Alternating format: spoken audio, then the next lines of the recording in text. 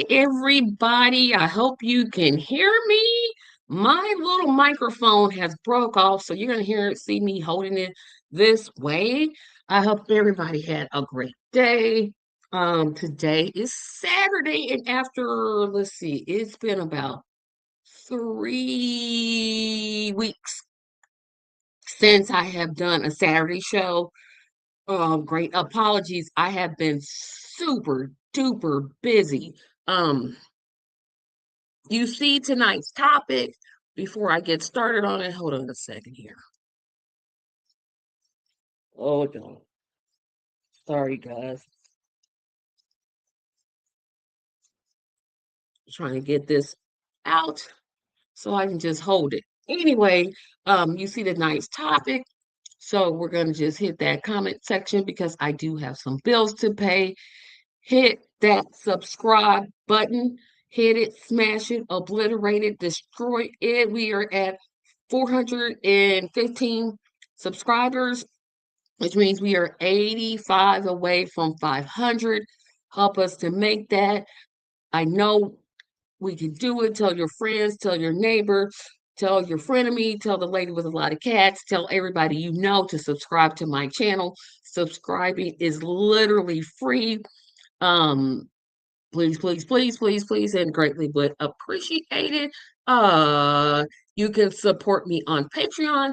Patreon support starts at $2 per month. That helps me to get better equipment. As you can see, I definitely need lights. Um, just have not had the best luck with lights. So trying to get some more professional ones, but those cost money, which right now I don't have. So let's see.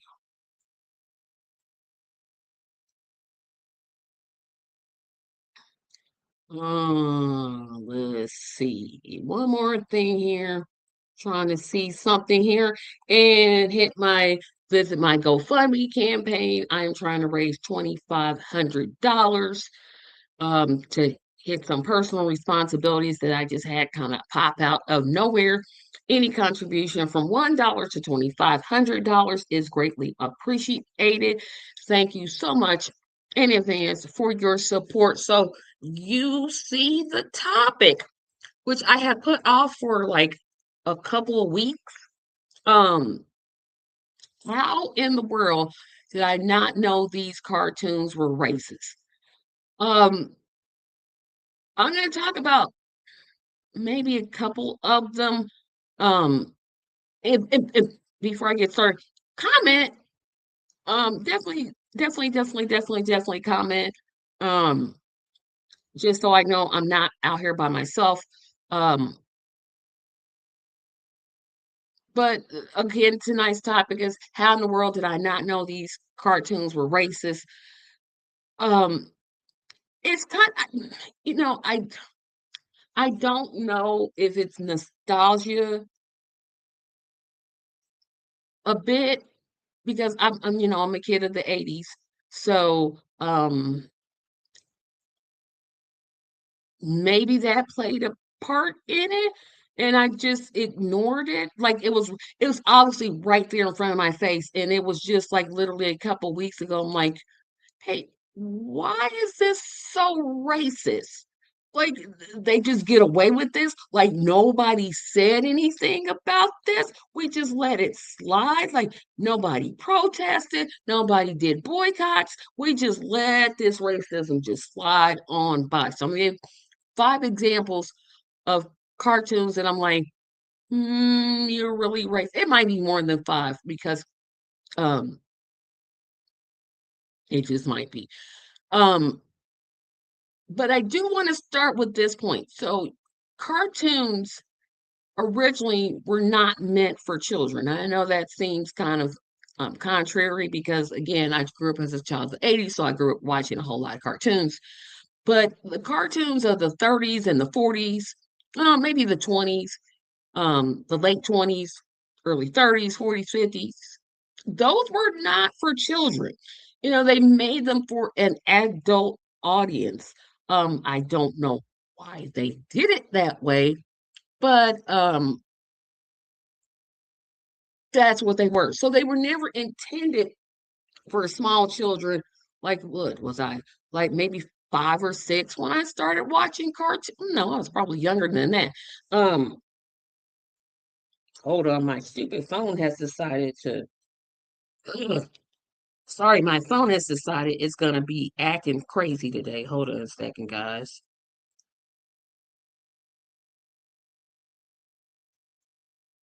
I'm I'm turning it off. So,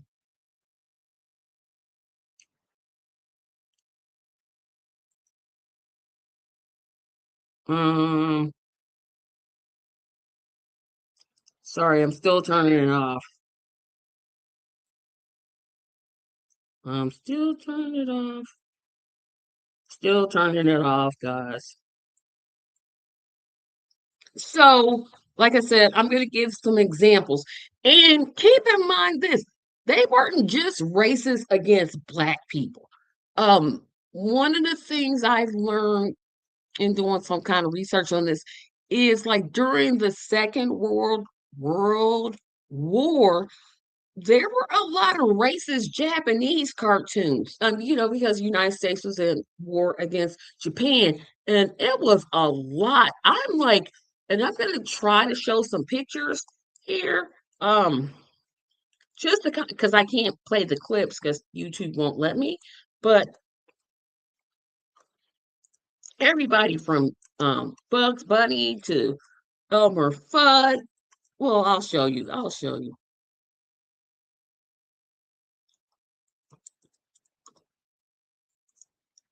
I'm bringing them up on my other screen so I can share them.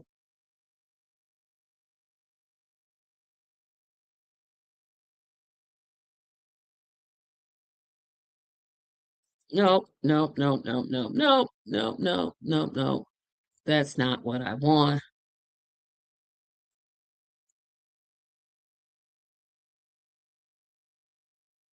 I want to show a picture because this is obviously racist.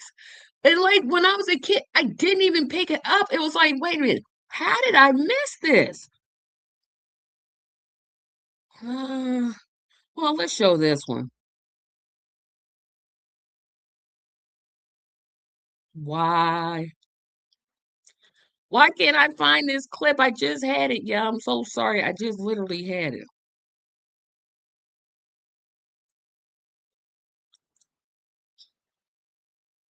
Well, we're gonna just share this screen. Sorry, guys. I'm just like, I know I just had it. Oh, let's share my screen.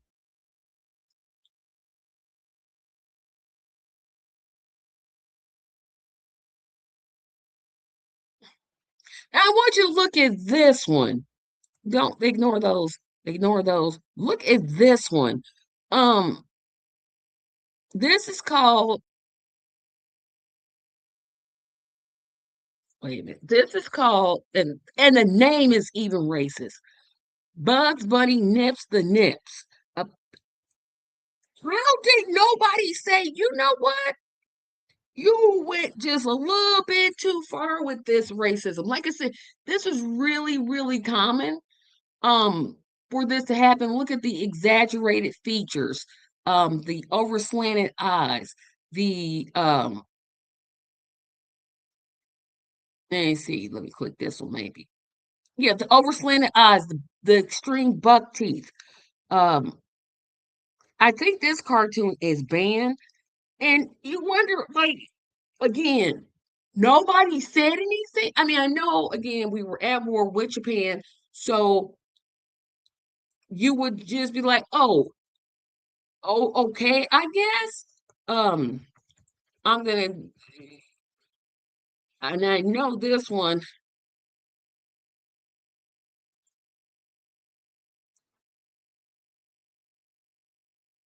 Let's see. Nope, nope. Hold on a second, guys. You're seeing me type here because this is what I do in the background, but I'm letting you see how I'm typing this. I don't know what an art tune is, but I know what a cartoon is. Again, look at, and again, because there's many types of Asians. There's uh, Chinese Asians, Japanese Asians, Indian agents. There's like different types, but it was like they didn't even care to learn the difference. They was just like, okay, let's just do it. Look at how exaggerate. Look at the this is just like we were okay with this. Like our country, we must have just hated Japan at this point. And I don't even think this is Japanese. I don't know who they were trying to make fun of. Look at this one. Now, this one doesn't have a cartoon character in it, but Tokyo Jokio, um, a lot of times during like these are obviously were racist to me, right? A lot of times these cartoons, let me get back to my screen. A lot of times what would happen is again, this was propaganda because it was important that the US wanted to get people behind the war effort. And so they would manufacture these cartoons. And I would guess since Japan was the enemy, even if they did complain, it wasn't like, oh, we're just gonna let this slide. I mean, it just amazes me that they were just that racist. And I can't believe that as a child, I watched it and thought it was funny. And I'm just like, and I know it's impossible, but I want to get a time machine and go backwards and ask my child self, why are you watching this? What about that is funny? There's nothing funny about it. It's offensive, and I'm not anywhere parts Asian. And I'm like, this is offensive. And trust me and believe I'm gonna get to how cartoons offend black people. I got a whole list of things. But I just I don't know, like I said, I don't know whether it was nostalgia or whether it was just a sense of I wasn't aware. But these I kind of just identified really quickly. I had to be like 10 years old. Totally missed the ones about black people, but that was so easy to identify because it's like you're being blatant about it. You're just saying, okay, we're gonna just make exaggerations and make them with extremely slanted eyes and extreme like it's propaganda. That's what it is. As an American, we are so propagandized that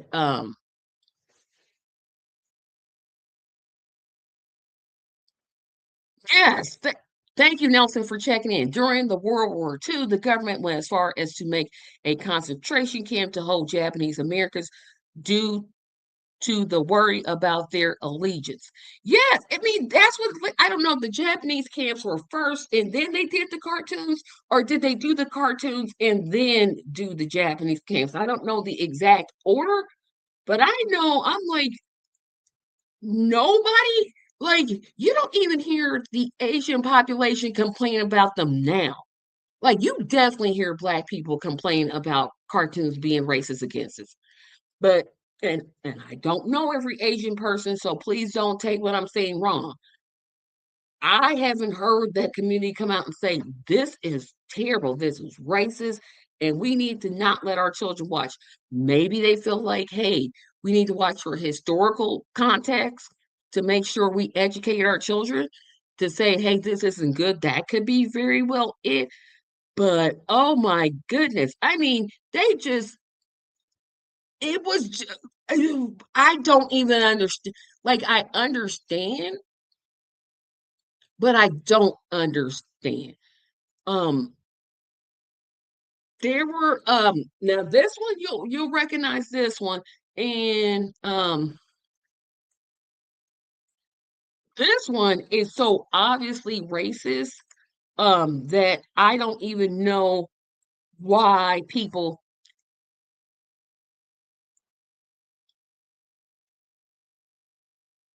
wait a minute, hold on. Now I know this one is so racist.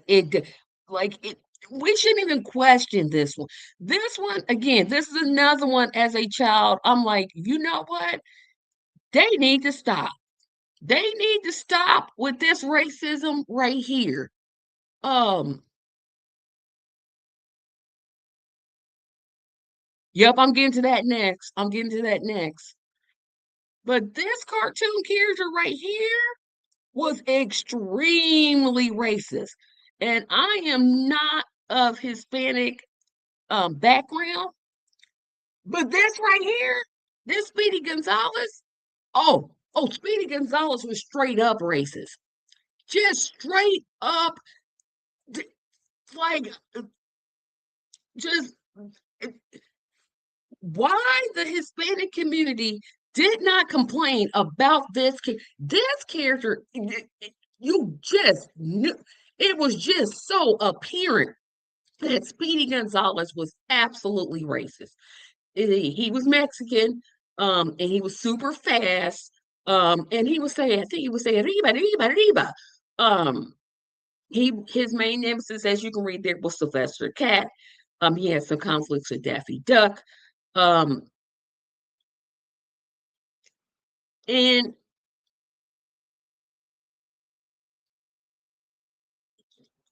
he was portrayed. This is the one that's important. The reason that Speedy Gonzalez is so atrocious is they portrayed him as lazy. Um, he wasn't a citizen. For all the maggot parts out there, I'm like this character. I mean, there was just no question in my mind that Speedy Gonzalez was absolutely racist. Just could I'm like, are you kidding me? Are you just kidding me? He spoke no English. Like nobody from Mexico can speak English. Like he had this stereotypical um accent. And I'm like, we just gonna let this go like this. We're okay with this. We're just like, and I think we should have just known better. It's like we can't do this. Um,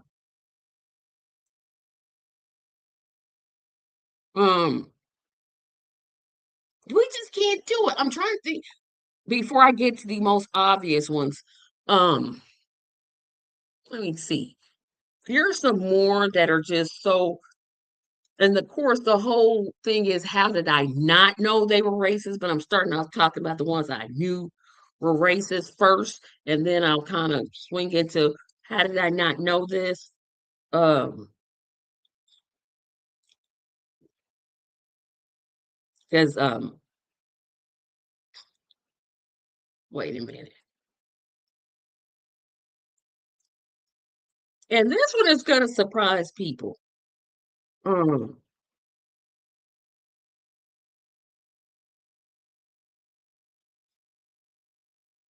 um, Bugs Bunny. Now I'm teetering into a character. Um, I don't want to show the picture just yet because when I get to my discussion about Tom and Jerry, you'll see why I saved it. But Bugs Bunny was straight up racist. They would have Bugs Bunny in blackface. He made fun of Japanese Americans. He made fun of Mexican Americans. It wasn't a group of people that Bugs Bunny didn't make fun of. I don't know as much as about Daffy Duck. Um, I'm trying to see here.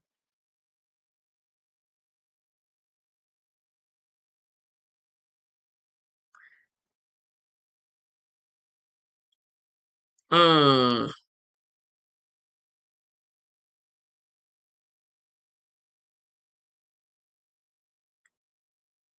Elmer Fudd was racist. Let me see. I'm going to bring up this picture.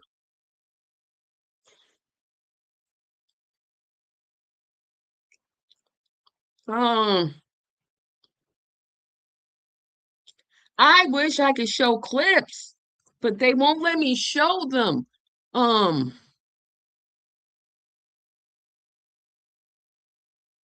but they were just, but I think the worst one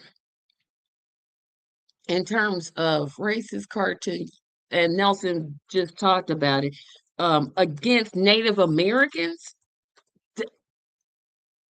or Indigenous Americans.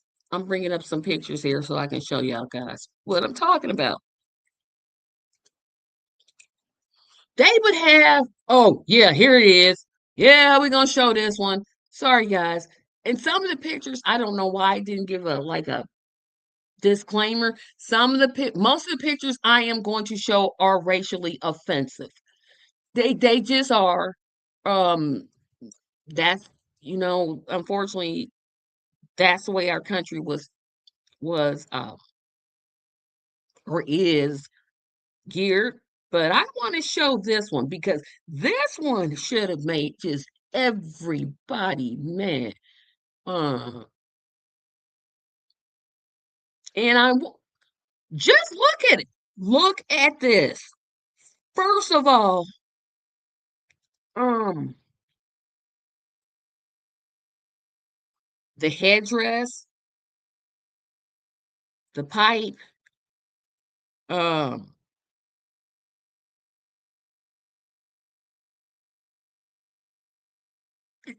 I don't even know. I don't even. and I'm trying to go backwards here because there are more of them. The term, and again, pardon me, everybody. I'm gonna be using terms that are racially offensive. I apologize, but this is for historical context so we understand what I'm talking about. They would use terms like honest Injun or make you think that Native Americans were out here taking the scalps of people, and it was actually the white person doing that stuff. It wasn't not the indigenous population. They weren't doing that. Let me go back here because they you got a commercial going there. But there's some more.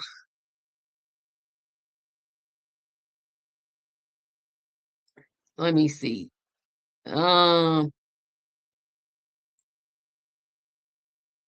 Of course, they're on sports characters. I mean, we have, let's see, and then now I'm teetering into sports, but we have we used to have the Washington Redskins, but now they're called the Commanders. We still have the Kansas City Chiefs. We still have the Atlanta Braves. We still have, I don't think there's any NBA racist ones. No. Um, I mean, like, who sat here and thought, yeah, let's just, let's just make, um,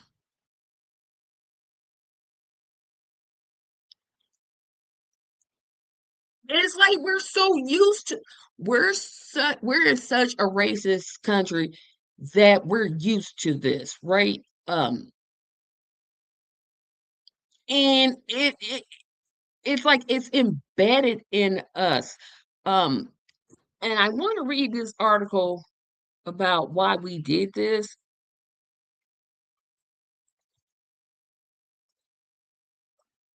And I'm gonna bring it up. I'm not gonna share the screen.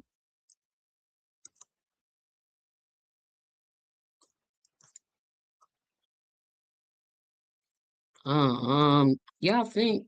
See, I did have this up here. Um, Here is what AI says, and I agree with everything here. So, early American colonizers characterized Native Americans as savages, which I just talked about, and as merciless to morally justify stealing land and enacting violence. Think Trail of Tears.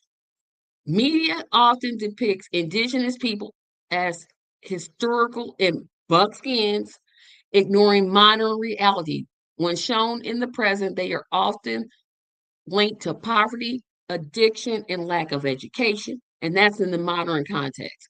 Then popular media presents Native people as people of the past, reducing their presence and justifying a lack of representation as it suggests they no longer exist in modern society, and they definitely do.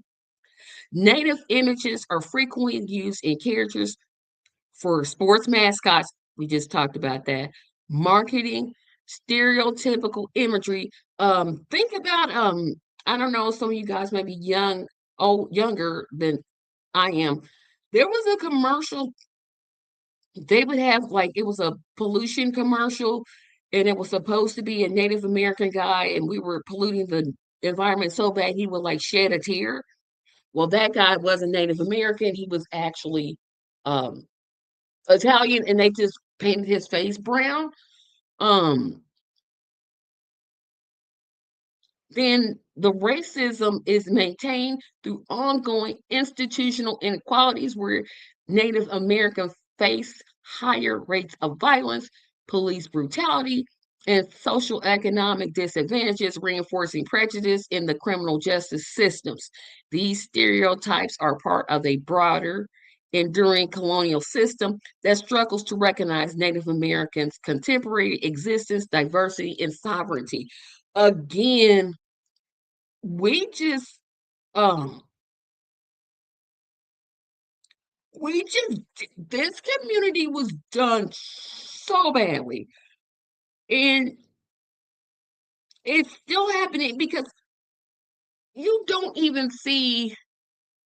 I can't name um I can't name one Native American actor, if I'm being like totally honest. I know they exist, I know they're out there, but I can't name any. Like I said, there was a commercial way back in the 70s that had I'm gonna find a picture of this. Uh,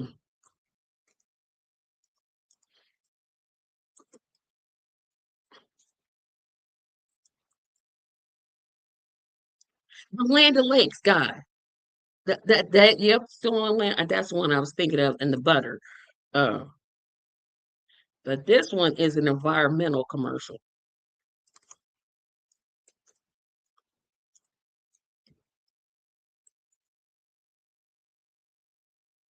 Yes, in 1971, the crying Indian commercial was created by the Keep America Beautiful, featured an actor in Native American attire padding through the polluted water, shedding a single tear, became famous for its anti-pollution PSA.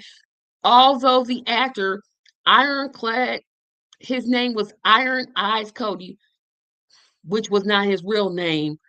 He was actually an Italian who lived as a native person. So he wasn't born native, but I'm gonna show you his picture. Oh, and Tonto. I forgot about Tonto.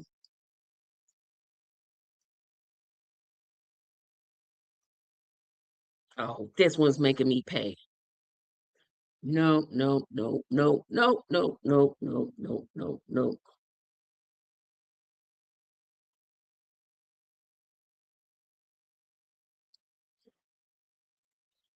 Yeah, there it is. That's a good one.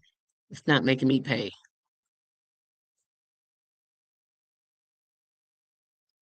Let me share this one. Iron Eyes Cody. Now, I would look at that guy and say, not a native. I mean, I'm just literally looking, but as a child, I bought totally into this. Um, and of course, you had the Land O'Lakes guy.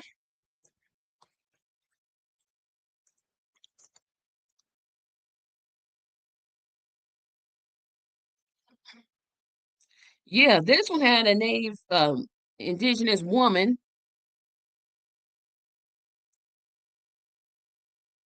Oh, that's a video. I can't show it. Let me get now. Some of them don't come with her on it. Oh, that's eBay. But yeah, look, that woman is. It was so bad. Like when on TV shows, when they would portray a person of indigenous descent, they wouldn't even get the indigenous person. They would just get like a white person and put like makeup on them. Like they were like, screw this. We're not even gonna find nobody that's native. We just, well, they not gonna know. I mean, um,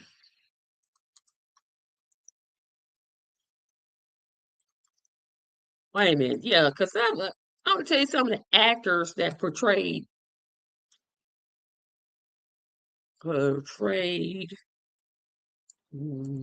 indigenous people.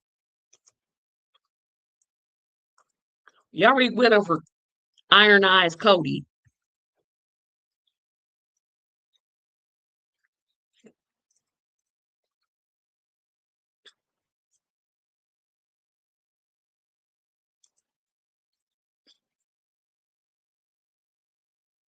Let's see. Let's get you a nice little list here. Um, Yep, yeah, tell me this isn't racist. So while actors have a long history of portraying Native Americans in Hollywood, often using makeup red face to do so. Key examples, and you would think, oh, well, this was way back in the day. This was like in the 1950s or 1920s or 19. Nope.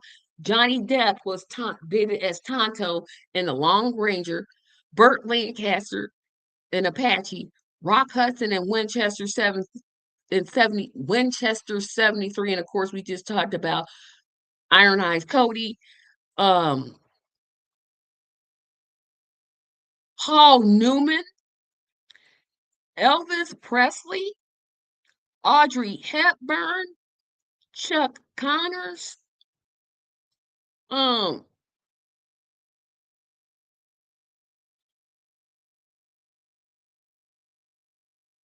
and you would think, oh, well, this is the 21st century. Nobody's doing that today.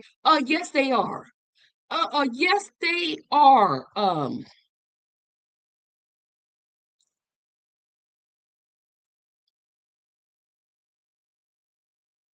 I mean,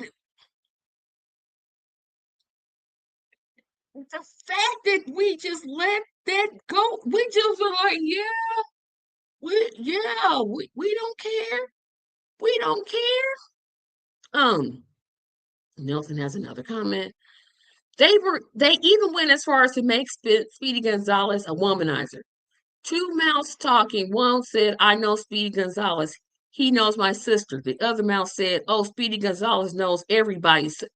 I thought it was Pepe Le Pew that they did the womanizer. Although he's French, I thought it was Pepe Le Pew. I don't remember Speedy Gonzalez being portrayed as a womanizer.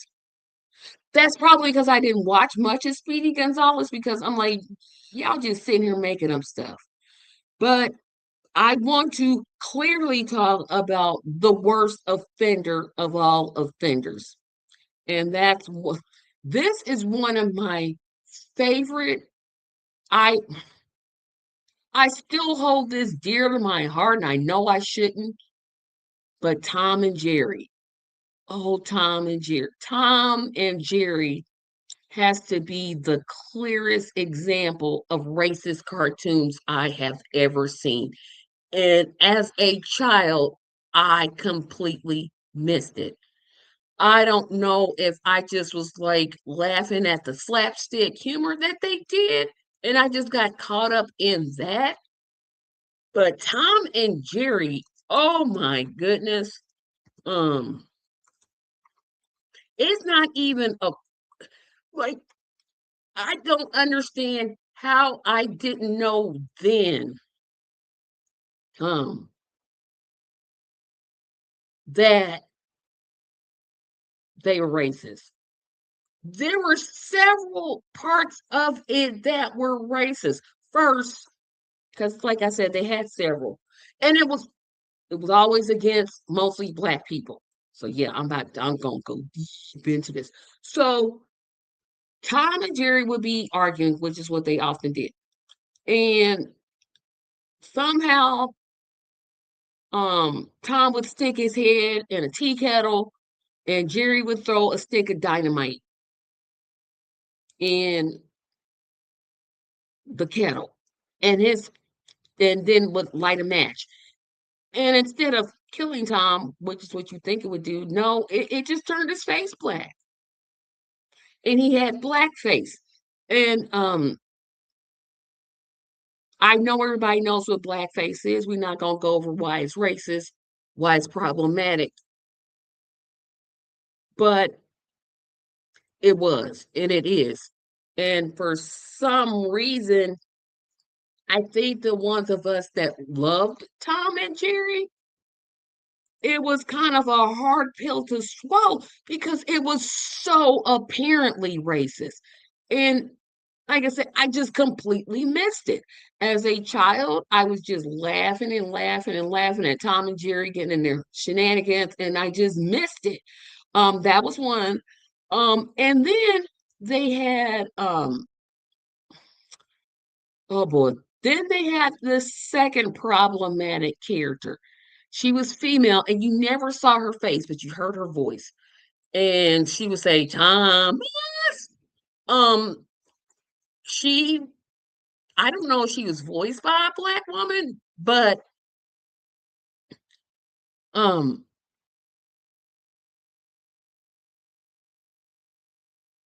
they had an episode called Mammy Has Two Shoes. Um, and this was in like the 1940s. Um, and again, how did we know she was black? Well, her arms, the only thing you could see were black. She had large hips, she had large feet, she had large thighs. So she had those stereotypical black features, right? Kind of, well, not like me, but if you could only see like my like lower, like my arms and my lower end, you know, I have big hips. I have large arms. I have large size. Those are things that I have as a black woman. So they took those stereotypical things. Oh, and she always wore a headscarf. Now, I do wear headscarves. However, not every black woman wears headscarves. Not every black woman goes around saying Thomas. We just don't do that, right? We don't do that, but she was portrayed so stereotypically, and again, it was like I just, I just, um, ignored it. I don't know if I put it out of my mind or I just didn't want to realize it, right? So I'm going to read the plot of this. The plot is essentially the same as in all the early episodes. Tom, a cat, employs strategies to trap a mischievous mouse, Jerry. Tom comes close to capturing Jerry, but is outsmarted by the mouse. The reoccurring plot occurs. Bleh. The reoccurring plot begins in the first episode. Puss gets the boot. In that episode, Jasper, the original name of Tom, is tricked by Jerry into breaking plates, and her name again is Mammy Two Shoes, throws the cat out of the house as she drags Jasper slash Tom out of the house. And and here is what she says, and y'all, I'm gonna try my best not to get mad. This is a direct quote. When I sees Jasper, I means out. OUWT out.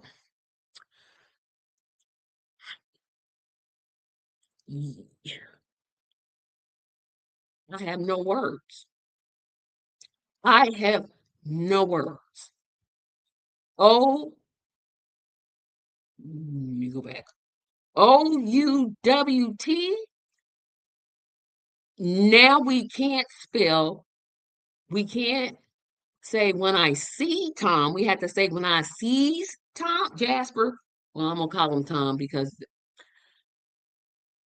I and I'm if I if I'm short of words, it's just because I'm looking at this character and I'm just like, um, um, I j- where was the NAACP?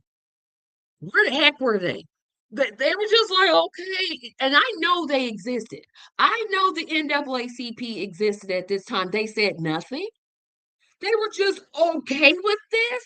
They were just like, yep, put that put that lady out there. Yep, yep, yep, yep. They didn't say anything.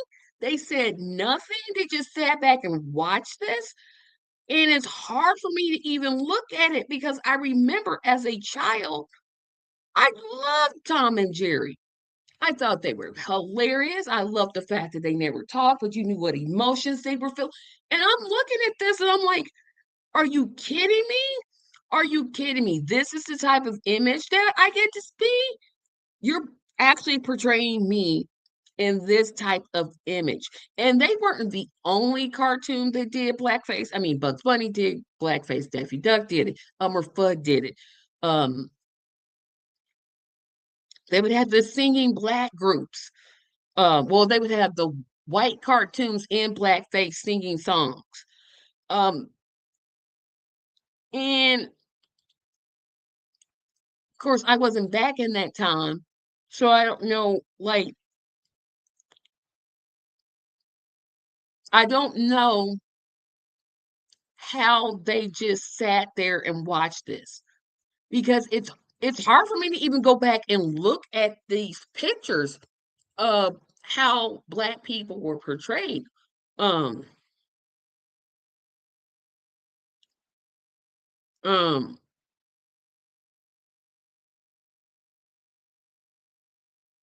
let's see. Oh, and she was, of course, the maid. She didn't own the house. She wasn't, um, she was definitely the maid. Um, I think she was portrayed by a black woman. Lillian Randolph voiced her. Um, wait a minute. Hold on. I'm gonna have to take back my criticism of the NAACP because I just read. In the 1950s, saw the fledgling civil rights movement gaining momentum. The National Association for the Advancement of Colored People and other civil rights organizations complained about the racially insensitive portrayals of Black in the popular culture in 1954. The year that Brown versus Board of Education decision was handed down by the Supreme Court, the Mammy Two Shoes character was removed from Tom and Jerry series. In the 1954 episode Pet Peeves, viewers were introduced to two new owners, George and Joan, a well-to-do white couple. I do remember the well-to-do white couple. In 1961, Rembrandt Films began producing Tom and Jerry shorts. The owner of the house where Tom and Jerry lived was changed to a white man. So I take back my where was the NAACP because yeah, I was wondering, wait a minute, y'all was around during that time and y'all didn't say nothing. So they did say something. Apologies to the NAACP. I'm apologizing now. I was wrong and I'm glad I was wrong. To talk in context more about how blacks were portrayed in these cartoons, yeah, because like I said, I was going to spend more time talking about how blacks were portrayed in cartoons. Even in the 70s, you had kind of like the jive talking black person and talk about, give me five. And you really didn't get you really didn't get a proper portrayal until like maybe the latter part of the 80s. Um, and I'm trying to bring up this article. because I think it is noteworthy. Black people have been portrayed in cartoons to blah, blah, blah, blah, blah. Okay, so Black people have been portrayed in cartoons throughout history, primarily through derogatory, dehumanizing, and stereotypical characters, particularly during the first half of the 20th century.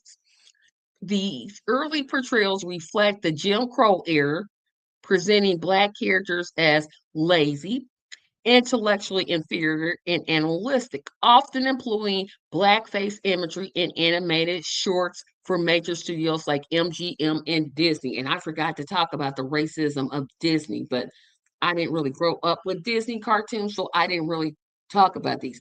So, of course, we know the main stereotype was blackface. Um, Early animation heavily featured black characters with exaggerated features like large lips, white gloves, and exaggerated hair, or directly used blackface to portray African Americans. Then there was the minstrel show influence. These cartoons often characterized black people as lazy, ignorant, superstitious, or hypersexual, echoing 19th century minstrel show tropes.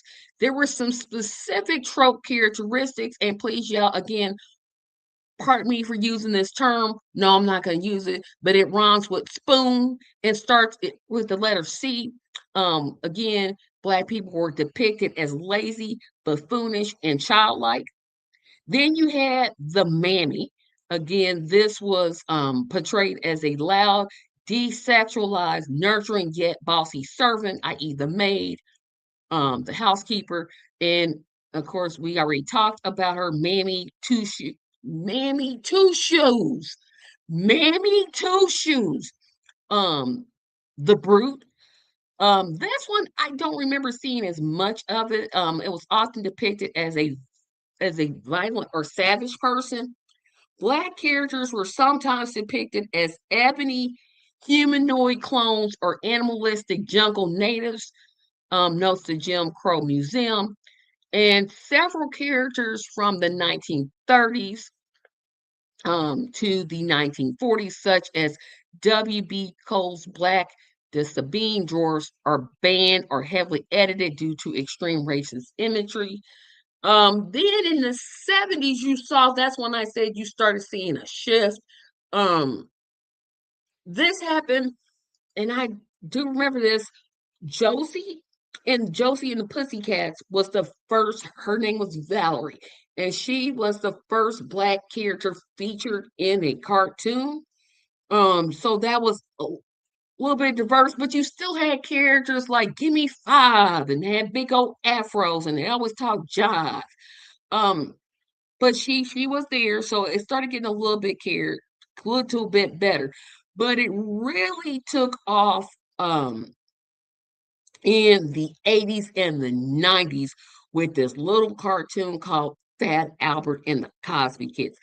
This really changed how black characters were depicted in cartoons. Now we were seen as educated. Now we were seen as, forming friendships and taking care of our communities. Um, it was more, the article was saying nuance. Um, and then they say later shows like Rugrats, Susie Carmichael brought black characters to the mainstream children's programming. So the 80s, the late mid 80s, early 90s was when you really started seeing black cartoon characters really get more, it was more in depth, and it wasn't this stereotypical mammy two shoes. I'm still on mammy two shoes, y'all. I cannot believe they actually did that. Um, some characters, um, although even though with all of the steps, we still have a lack of black voice actors, which we need to address. But again, yes, that Albert literally changed how black people were portrayed in cartoons. Um, would you consider Cosby and the Cosby Boys a no, no, because they had white friends. Remember in the and I call them Fat Albert. Um, they had white friends. Okay, white people didn't appear in a lot of episodes because it was geared towards black children, but I don't consider them racist at all. Um, yep, Fat Albert was definitely in the 70s, but it really, like I said, it really changed, it really shifted how black people were seen. You didn't see cartoons with blackface. You didn't see um the spoonish behavior. You didn't see us portrayed as animals. You didn't see all of those things that we saw in the early 30s and 40s and 50s where it was just blatant. We don't like black people. We don't want to talk about black people. This is what we're going to do. We're going to portray them in the worst light possible. It really started to change. And of course, um I'm gonna type in this just, kind of talk about some of the black cartoon characters. Um, again,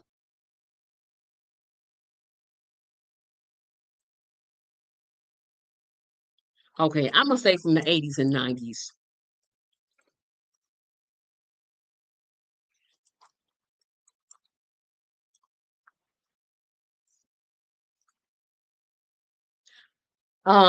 Think about the Proud Family and think about um Doc McStuffins and think about um Static Shock in the 2000s, the Boondocks, um Fillmore, LaBelle, Cyborg, John Stewart, who was Flash. No, no, no. John Stewart was the Green Hornet. Trixie. There are some, like I said, there's some real things that didn't happen in those cartoons that we should be thankful for. I don't know whether I would show, like if I had children, would I let them watch Tom and Jerry? It would be difficult. I would have to do this educational because people did do this, and this is the way people thought of Black people and Asian people and Native Americans. This is what they thought. We learned better, and now we're going to do better. So don't do what they do. Don't be racist like they were racist. Don't use cartoons to propagandize people, but just in a historical context, I think we still have to show these pieces to let people know that this did happen. And even though back then we thought, oh, it's funny, it's not funny anymore. We have to, if we're going to defeat racism and racial tropes, we have to say, hey, this happened. Do we like that it happened? No, but it did happen. This is why they did it because, I'm not treading on the white people here, but it wasn't like they had black animators, um, Native American animators, um, Asian animators out here drawing cartoons. It was drawn by a specific group of people to stereotype a group of people. And we have to make, we have to give an account for that. We have to say, yes, it did happen. Does not mean we have to repeat the mistakes. We have to, like I said, acknowledge the mistake happened. Yes, it happened. There's nothing, it happened. We had Mammy Two Shoes. I'm still tripping out on it. Mammy Two Shoes. But now we have Valerie and we have um the Proud Family and we have all of these positive things that are going on now. They don't take away from it, but our history isn't always perfect. It's never gonna be perfect, but I think we need to make an effort. So, like I said, would I show, if I had children, would I show them the cartoons? Yes, but I would highly, highly, highly, highly emphasize, hey, These are a bunch of racist white people. This is what they did. They did it so they could feel superior. Not every white person is like this. Don't believe it, but this is what some people did because they had control of the media, they had control of avenues. They really influenced. They used that to influence the white population. Um, but that's what I think, and I hope that makes sense to people. Parker, oh my goodness, I'm thinking about Parker, but Nelson says Cosby always wanted to emphasize a moral lesson. Yes, there was always a that was the thing that stood out about Fat Albert, right? There was always a moral lesson. Always, always, always, always, always, right? And it just didn't it was so impactful. It's like one of the few projects by Bill Cosby that I actually enjoyed. Um, and I'm like, yes, look at them befriending somebody that has that's differently able. Look at how they included sometimes girls in their um group. Look at how they helped each other study and prepare for tests and had the imagination enough to create the Brown Hornet. It was impactful for me. Um, but again, I wanted to have this kind of discussion because I really think I think again we have to make sure that our media is held accountable when they portray these images. And while I don't believe, I definitely believe in freedom of speech, we have to balance that out by saying this is how we can counteract that. This is what we can do. We can build coalitions. We can work together. We can listen to each other. Um, but still you have to say I sound like a recording. You have to acknowledge it happened. Uh you cannot just say, oh well, it was back then and it doesn't have any effect now. It does. It does. Um you can't say you cannot have a character name um Mammy Two Shoes and not say that's not racist. You there's no you would have to be like the most blinded, and I don't want to use this term, MAGA supporter to sit here and tell me a character named Mammy Two Shoes is not racist.